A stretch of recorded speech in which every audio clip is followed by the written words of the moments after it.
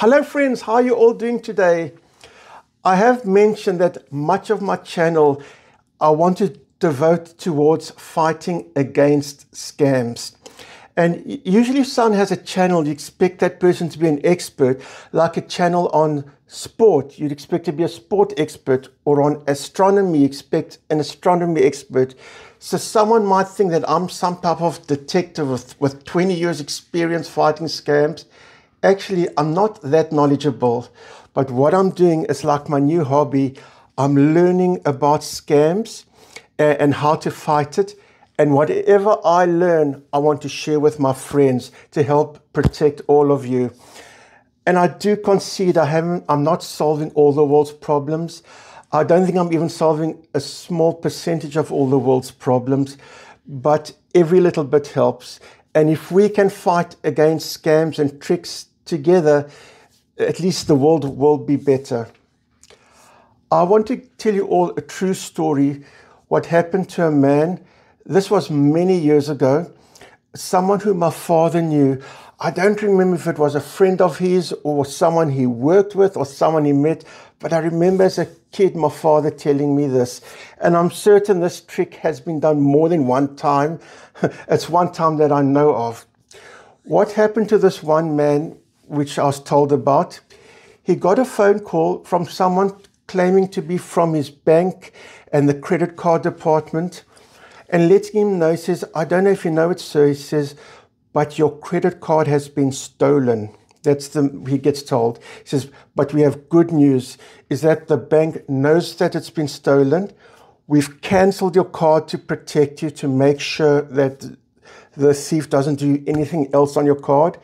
And then said to the man, would you like to make an appointment to come back to the bank so we can issue you your new card? And they made an appointment a couple of days later, let's say 5 days later. So this man's thinking, it's inconvenient without my card, but the good news is I'm safe because the bank's cancelled it, the bank knows about it, and in a few more days, I'll get my new card. Those couple of days later, let's say it's 5 days later, he arrives at the bank with that appointment.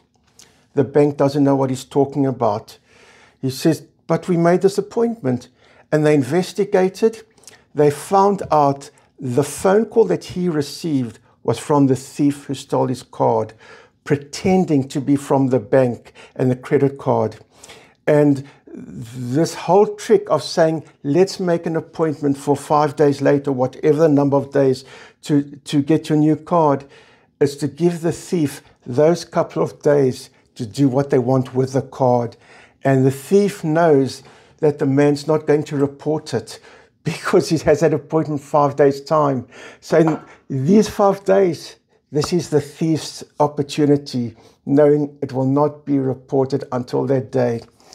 And I'm certain this thief was very good at his job. He probably did a lot of research where this man works, who works at that bank, etc. And he has a personality that when he makes that phone calls, it sounds very, very convincing. That's a very shrewd trick, but disgusting because it is theft. That's a smart man, but not a nice man. And when I say he's not nice, I'm being polite. He's a disgusting human.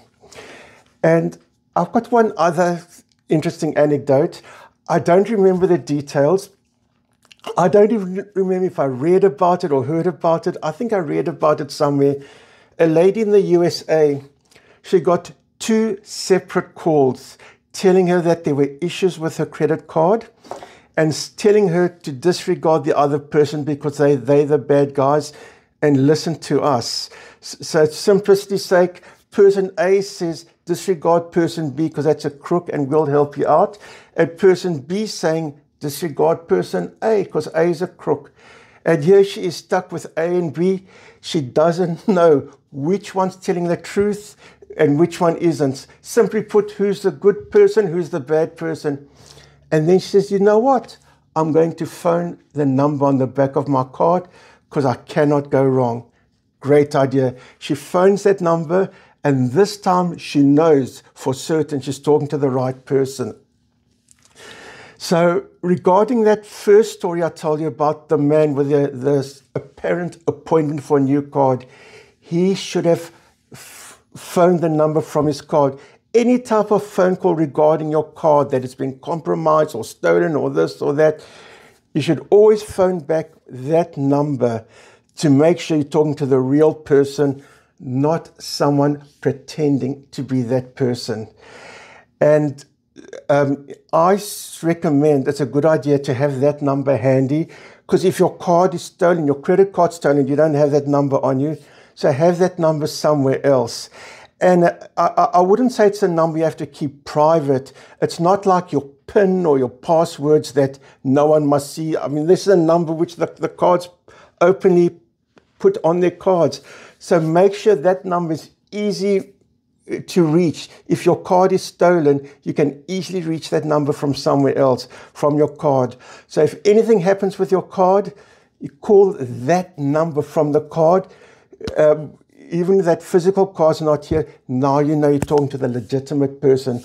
Or any phone call you receive that this happened to your card or that happened to your card, or in this case, let's make that appointment, call the number that's on your credit card to make sure you're talking to the right person.